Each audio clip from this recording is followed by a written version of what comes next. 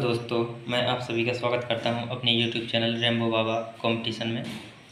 तो आज हम देखने वाले हैं अध्याय 3 भारतीय न्याय संहिता का अध्याय 3। अध्याय 3 में क्या है? साधारण अपवाद, जो अपवाद के तौर पर गिने जाते हैं। तो इस पर अपवाद के बारे में बताया गया है अध्याय 3 में। कौन कौन से अपवाद हैं, कब क्राइम माना जाएगा, कब क्राइम नहीं माना जाएगा, किसको क्राइम माना जाएगा, किसको नहीं माना जाएगा। तो ये सब चीज़ें हैं। तो ये सब चीज़ें किस में है?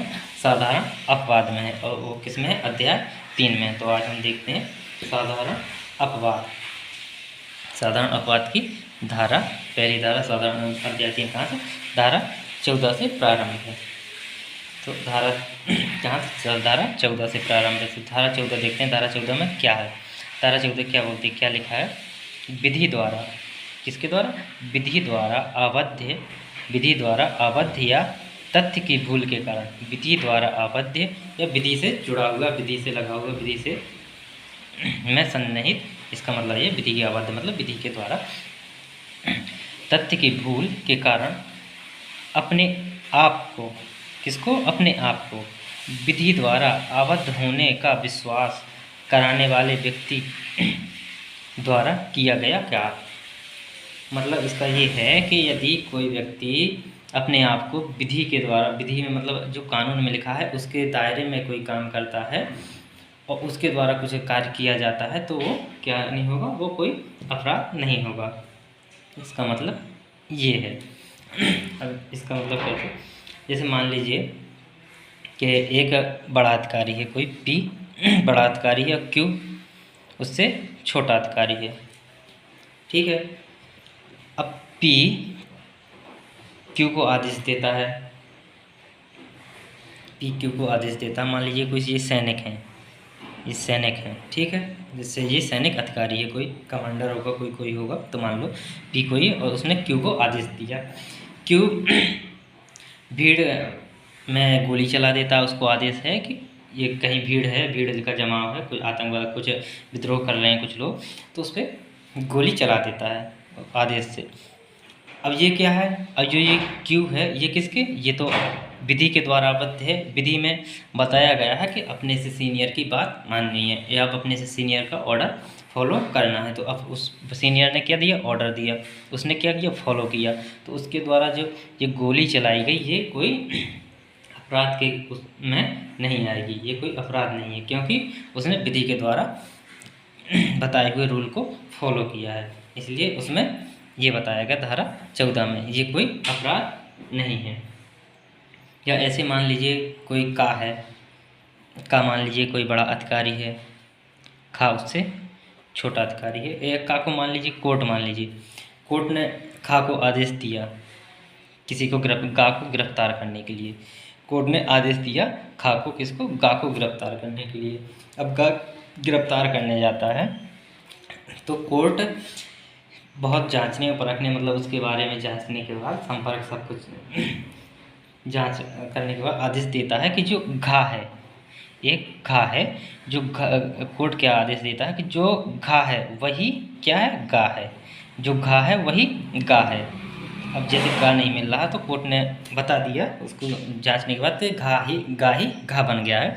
तो जो कोर्ट ने आदेश दिया कि जो घा है वही गा है, तो जो खा है, तो खा वो का क्या किया? खा गया और घा को गिरफ्तार करके ले आया। अब इसमें क्या? इसमें तो कोर्ट का आदेश है, उसने तो कोर्ट का आदेश का पालन किया। इसका मतलब खा का इसमें कोई अपराध नहीं है। उसने तो क्या किया?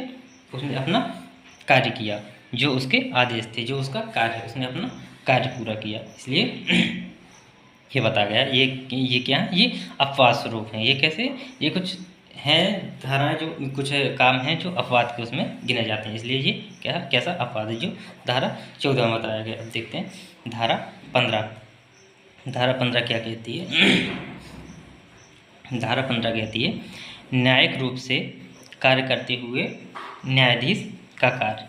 अब कोई न्यायाधीश है, न्यायालय में बैठा है, वो अपना कार्य कर रहा है, तो ऐसे में किसी न्यायाधीश द्वारा ऐसी शक्ति का प्रयोग में, उसके द्वारा कोई ऐसी शक्ति का प्रयोग किया जाता है जिसके बारे में उसे संपूर्ण मतलब पूरा विश्वास है कि यह शक्ति उसके पास है।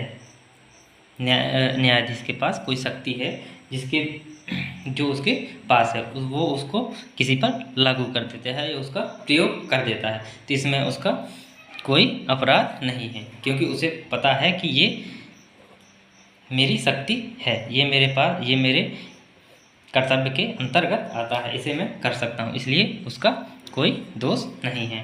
तो ये किसमें बताएगा? धारा 15 में। देखते हैं धारा 16। धारा 16 क्या बताती है?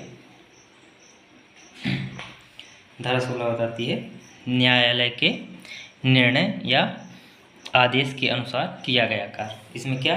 इसमें भी वही वाला एग्जाम्पल उठा के ले लीजिए ऊपर वाला कि न्यायालय के निर्णय या न्यायालय के आदेश अनुसार किया गया कार्य। अगर न्यायालय कोई आदेश देता है या न्यायालय के अनुसार कोई कार्य किया जाता है तो वो अपराध नहीं है। जैसे इसमें क्या इसमें दिया था,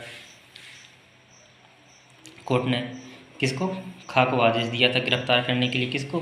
गा को गिरफ्तार करने के लिए, लेकिन कोर्ट ने यह भी बताया था कि जो घा है वही गा है, तो इसमें खा का कोई दोष नहीं था इसमें, इसलिए खा का कोई अपराध नहीं था। अब देखते हैं धारा 17। धारा 17 क्या कहती है? धारा 17 कहती है विधि द्वारा न्याय निमुक्त या तथ्य की भूल, किसके? न्याय निमुक्त या तथ्य की भूल से अपने को विधि द्वारा न्यायानुमुक्त होने का विश्वास कराने वाला व्यक्ति के द्वारा किया गया कार्य। मतलब इसमें ऐसा है कि कोई का, जैसे मान लीजिए कोई व्यक्ति, मान लीजिए कोई का व्यक्ति है, ठीक है, इसने खा को कोई ऐसा काम करते हुए देख लिया जो एक दंडनीय अपराध है।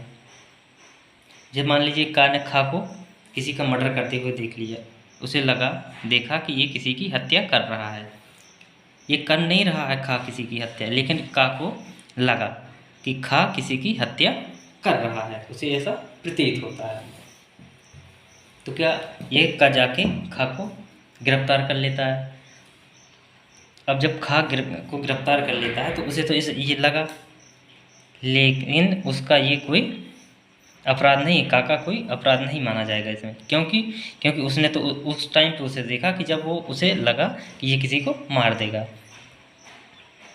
तो का ने जाके खा को गिरफ्तार कर लिया। अब जब बाद में मान लीजिए कि बाद में उसकी छानबीन या जांच हुई, तो वो भले ही ये जो खा था जो आत्मरक्षा कर रहा हो, क्या आत्मरक्षा के लिए प्रयास कर रहा हो, या किसी को डरा रहा हो, धमका रहा हो आत्मरक्षा के लिए, मैं कुल्हाड़ी वगैरह कुछ लेके किसी को दौड़ रहा हो, कुछ भी कर रहा हो, तो ये किसमें? आत्मरक्षा में कर रहा हो। लेकिन फिर भी क्या होगा, इसमें का की कोई गलती नहीं मानी जाएगी, मतलब का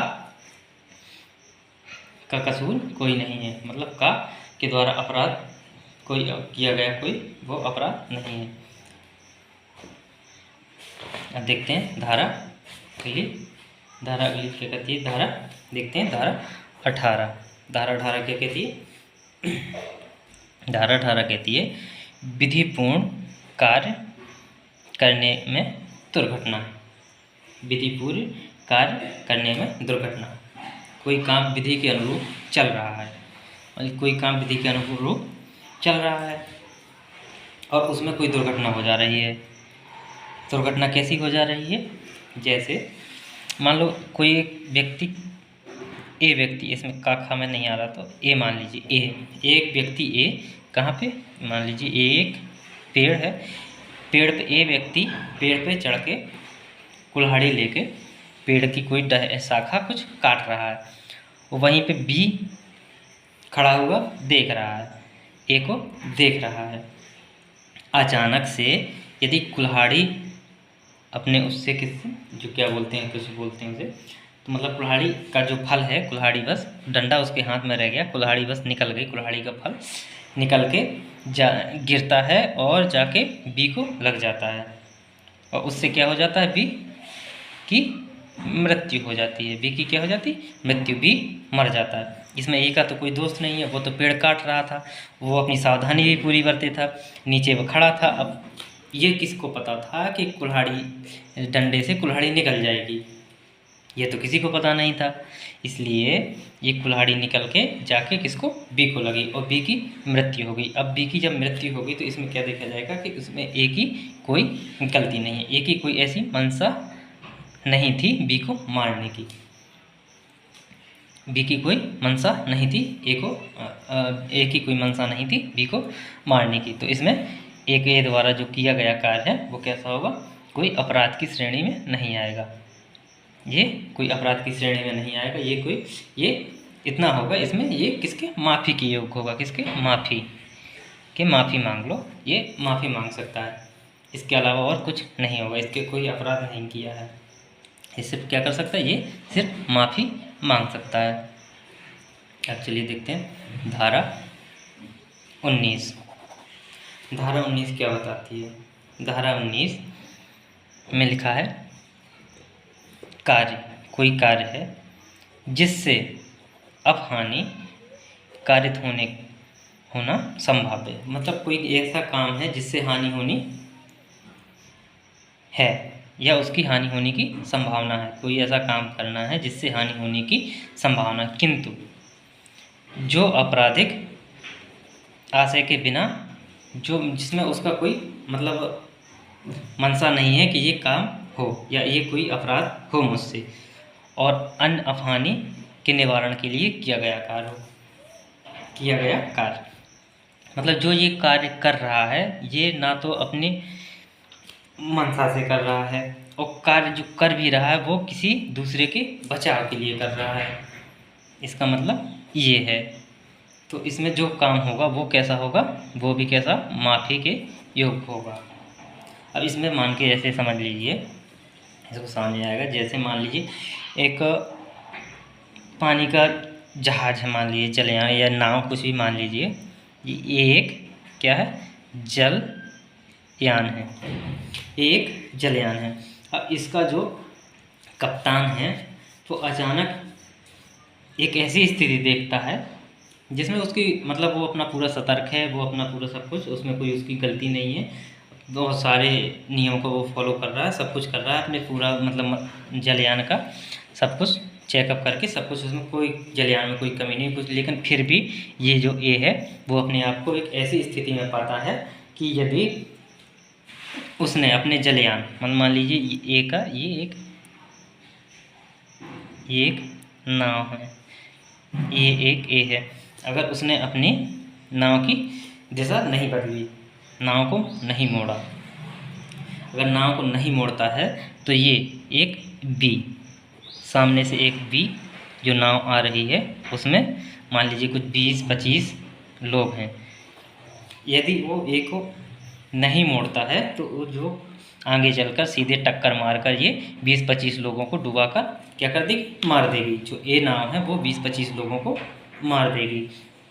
अब ये उसके बाद ये संकट आ गया, अब वो यदि मोड़ता है तो उसे एक और संभावना आ गई कि अगर जो मोड़ता है तो उससे मोड़ने के कारण एक नाव और आ रही है, उसमें कितने 2 या 3 व्यक्ति हैं। अब उसके पास कितनी संकट आ गई कि एक तो ये मोड़ना है, अगर नहीं मोड़ता है तो जी 20 से 25 लोग मर रहे, और मोड़ता है तो 2 से 3 लोग मर रहे। तो अब वो क्या करेगा, तो वो इन 20-25 लोगों को बचाने के लिए वो इसको मोड़ेगा, और इसमें मोड़ने में संभावना उसकी ये भी है कि हो सकता है ये जो 2-3 लोग हैं ये इन 2-3 लोगों को भी बचा ले, जो 2-3 लोग हैं इनको भी बचा ले। अब ये मान लीजिए इसने मोड़ दी, और मोड़ते टाइम ये ए ने सी को टक्कर मार दी, और सी के जो 2-3 लोग थे वो पानी में डूब गए। और जब पानी में डूब गए तो उसकी इसमें कोई ऐसी क्या थी, कोई ऐसी मंशा नहीं थी, ये उसका कोई आपराधिक आशय नहीं था, उसका उन 2-3 लोगों को मारने का कोई आशय नहीं था। उसने और क्या है, उसने अन्य अपहानि जो दूसरी 20-25 लोगों को बचाने के लिए ये क्या किया, दूसरे तीसरे लोगों को 20 से 25 लोगों को बचाने के लिए ये काम किया था, जिससे ये क्या 2 से 3 लोग मर गए। तो इसमें क्या होगा, इसमें ये भी क्या होगा, इसमें ये कोई ए के द्वारा ए नाव द्वारा किया गया कोई अपराध क्या नहीं होगा, क्या अपराध नहीं होगा। ये किस के योग होगा, ये सिर्फ माफ़ी के योग होगा, कि माफ़ी के योग होगा। अब इस समझ में आया। इसको दूसरे उसमें समझते हैं। जैसे मान लीजिए एक गांव, क्या एक गांव मान लीजिए ये गांव है, ठीक है। ये गांव में लग गई आग, क्या लग गई, आग। अब जो बी व्यक्ति है, आग बुझाने के लिए आग इतनी बढ़ गई कि वो कंट्रोल में नहीं है, ठीक है। तो व्यक्ति बी आता है और आग बुझाने के लिए जो घर मकान कुछ बने हैं तो उनको क्या करता है, गिरा देता है। अब उसने घर क्यों गिराए, उसकी मंशा थी घर गिराने की कि नहीं इसका बहुत अच्छा घर है, इसका ये है, इसका गिरा देते हैं, मौका मिला है। नहीं, ऐसी कोई उसकी मंशा नहीं थी। उसकी मंशा क्या थी कि आग किसी कारण से रुक जाए और आग आगे ना बढ़े, गांव की संपत्ति और मानव संपत्ति बच जाए। तो इसलिए उसने घर को गिरा दिया।